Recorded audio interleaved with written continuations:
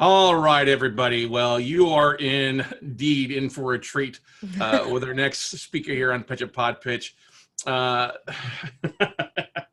the acclaimed podcast, The Healing Feeling Shit Show, is a transformational healing course in hiding. The fun and informative show tackles emotional potty training for grown-ups, which means Healing Feeling Shit Show teaches folks to heal themselves by learning to have their feelings the way they have their poops. Through this emotional potty training, people overcome lifelong anxiety, depression, and imposter syndrome and achieve emotional resilience. The new happy. Rachel Kaplan, creator and host, is a licensed psychotherapist who has spent over half of her life studying the world's healing technologies.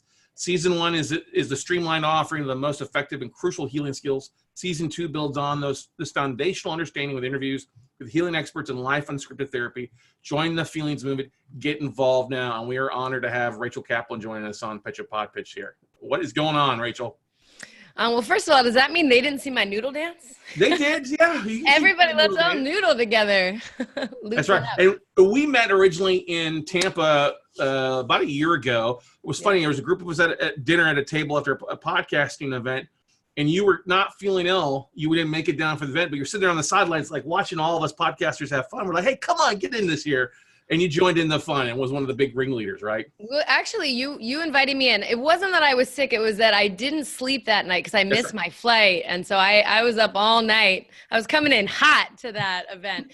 And, it's funny you bring up that event because I thought I would just start this chat or this pitch with my pitch from that summit because won't that be fun? Yes. So are we ready to go? Do you want to say anything else before I talk about poop and emotions? Let's shit it up a little bit here. Let's just get rocking and rolling. Huh? Okay, guys, anyone who's here watching, I'm curious, what did you do this morning when you got that signal from your guts that you needed to poop? Did you eat something or smoke something, drink something? Maybe you posted something online to get likes or validation. Did you? Or did you go to the nearest bathroom and take a poop? I'm guessing you did number 2, literally, because, Scott, you're a big face, because you're potty trained. And so you know that is the only way to move the feeling that you need to poop. But sadly, you're not emotionally potty trained. So you, like many of us and so much of our culture, are constantly, unsuccessfully trying to medicate and distract yourself away from your painful human emotions. And the truth is, and you know this, it just doesn't work. So my name is Rachel Kaplan. I am a licensed psychotherapist in practice for almost 15 years. And I'm also the founder and creator of the acclaimed new and noteworthy podcast, The Healing Feeling Shit Show. And I've got sad news, happy news, and amazing news. The sad news is that when I was just 14, my first love committed suicide, and that loss devastated my life. The happy news is it set me on a worldwide, international, lifelong quest to study the world's most effective healing technologies, both Eastern and Western. And the amazing news is that I have streamlined what I have found to be the single most effective technology that you need to know and have working for you in order to heal and in order to have emotional resilience, which I say is better than happy. Because when we're emotionally resilient, you're going to be happy a lot of the time, but you're going to know that when life throws shit at you, which of course it will, and we all know that too, that you can handle whatever comes because you can move your feelings through you like a good poop. So I want you to join the feelings movement. You can do that by checking out my podcast. So you can learn to flush your shit out and have well-being. So that's my pitch. That's how I was invited. Scott came back. Hey, I just wanted to give you the full screen there because it's so valuable. I mean, thank you. You hit so many points. You hit a lot of points there that we do kind of hold things in. And the more we can flush our feelings out and bring some air to our emotional distress, the better off we're going to be in the long run, right? Yeah, absolutely. And I want to talk a little bit about that. I want to give all of your listeners some juicy tips on healing, but I also feel like it's useful. I bet a lot of people who are here today are interested in podcasting. And so I want to talk a little bit. I think I'm a really unique podcaster.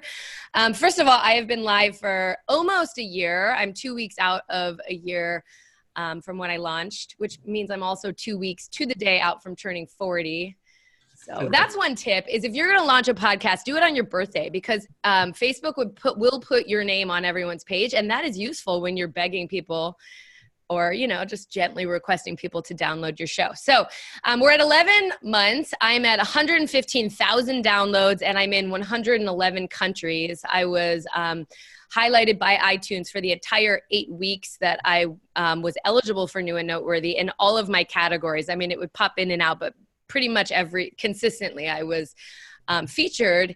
And so I feel like for someone who was not known in any podcasting or media world before, we've had a really big booming start. And I think one of the things I want to speak to first before getting into the healing information is just why did I make a podcast and how does it sometimes serve you to not just follow along what podcasts do? Because one thing for me is that I was not a huge podcast listener in all honesty. And I think that was really awesome because I think that there's a way that in every field, people get really constrained by what's been done. And sometimes, while I do think I was in a kind of sprint to learn how to do it well. Like there's a cost of not knowing how to do a podcast. And that's why it's awesome. Anyone who hasn't launched a podcast yet, to be involved in a summit like this before you launch is also amazingly useful because you can learn how to be effective from the get-go. I kind of had to sprint doing that. But I think that there sometimes is a cost of the creativity, which you just spoke to. You were saying if we're trying to do everything, we can't be creative. If you're trying to do what's been done, you're not that creative. And so first of all, why did I make a podcast? Well, I realized I'm a psychotherapist. Like I said, I've seen hundreds and hundreds of clients. I know dozens and dozens of therapists. And, I'm out in the world. And I think that what I see in our culture is that people are not actually healing. They are hobbling around with their emotional injuries. They're functioning. And even the most successful folks, even people that you imagine feel fabulous about themselves, leaders of organizations and businesses, podcasters, you probably imagine they feel really worthy and really successful. But so often I see that people who have technical success actually feel like an imposter. They are waiting for the floor to fall out. They are anxious, depressed. And sometimes the more fabulous we present, it can create more of a schism of what if they knew this about me? And so part of what I realized, because I was so messed up from my first love suicide, and had just been at this for 25 years, when I, and it actually coincided with leaving a marriage. Bless that marriage because it did not work as a marriage, but it was the perfect cauldron for some really profound healing. In the few years after I left my marriage, I realized, I really feel good. I really feel worthy in a way that I think I never thought I'd be able to feel, honestly. And I think most people don't feel. And I feel so sturdy. Like I can handle so much of life, things like including success. Like I think it's also really great to know before you put yourself out there, you're not going to feel worthy based on how many likes or downloads you get. You're going to feel worthy based on how worthy you feel. And actually to tolerate positive or negative input, which hopefully your podcast will be big enough to get both, you have to actually have stability. And so even though I wasn't thinking of my own well-being around podcasting, I just knew that I could help more people and use my quirky, noodly, kind of not that containable essence for good. So that's why I made a podcast. What I want to start by talking as far as introducing you guys to my podcast is that season 1 it's kind of not a podcast. It's it's probably like 18 hours. I mean, there's 12 episodes. Each of them are between an hour and 90 minutes. They're scored beautifully. I'm a real music junkie. Like I've been in 2 different backstages this week, which I'm pretty proud of. That was like a new level of like groupiedom. But so I love music. And so the first thing I did when I was going to make a podcast is I was like, I need a jingle. And by the way, my jingle is amazing. It's catchy. It'll stick in your head and it ends with a flush. So I encourage you, even if you have no interest in healing and you think you got it figured out, just go listen to the podcast so you hear the jingle. So anyway, made a jingle. The entire first season is beautifully scored by a dear friend now and colleague, someone whose band is called The Feelings Parade. His name is Scott Farrader. They're also amazing. So we have like a feelings tribe over here in my corner. So, and then what is the first season? It's really a step-by-step guided course on, first of all, understanding why in the world should you try to have your pain? Because like one of the things to look at is our entire economy is funded by us trying to consume our way out of our pain, whether it's the beauty industry, the dieting industry, even the entertainment industry. Like we're constantly being told, if we buy this, if we do this course, even in the, the like coaching world, do this thing and you'll love yourself, all that shit. It's like everyone wants us to buy or purchase or distract instead of feel. And so what that means is we just get backed up with all of our hard feelings, because the deal is just like if you ate a burger, whether it's vegan or veggie or lamb or cow, whatever it is, once you eat it, it's got to go on its own journey. It's got to come out or you're going to get sick. If you can imagine someone who lived in the world and was eating and not pooping, like we'd all be really worried, right? That person would be dead. Similarly, we can't be in the world bombarded by all these, experiences and not have feelings. And so any person who's trying to outrun their emotions just knows that they feel terrible, right? And so my first episode is just like helping you get on board that and that actually there's this really profound, beautiful experience that comes where you get to be your quirky self, and take up space and share your truth and know what your unique offering is for the world that we desperately need, by the way. So that's the first episode. Episode 2 is like, how the hell did we get so wounded? Like, why do we all worry that we're not enough? Like, I think that's messed up, don't you? But I really think most people do. So I help you understand from a psychological perspective, from attachment theory, how that happens. By the way, I just saw that we have about 5 minutes left, huh? I am cruising. You're doing good. Thank you. I think so too. So anyway, so how does it happen? And then, and I talk about it, it's like we take our parts that are vulnerable that we think will push our parents away and we push them in the basement, right? We're like, get down. And you try to act like you're fine without them. And then episode 3 is like guiding you through how do you go into your basement and make friends with these parts that have been scapegoated your whole life and therefore feel so bad and so monster-like. And how do you start to care for them throughout your day, being like, hey, little Scotty, what do you want for breakfast, bud? Come here. Like, how do you be loving toward the parts of you you've been like, get away? Okay. So that's episodes 2 and 3.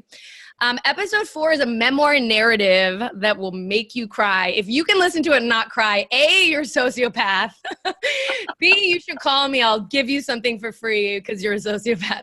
But it's the memoir narrative of my first love, suicide. And just to share, and one of my goals is eventually I'm on the publishing front now. I have a manuscript version of season 1, and eventually I hope to publish a memoir of that story. It's really profound. But anyway, so that's 4. And then episodes 5 is like, how the heck do you feel your feelings? What do you mean? And for some of you who are in the growth world, it's stuff like mindfulness.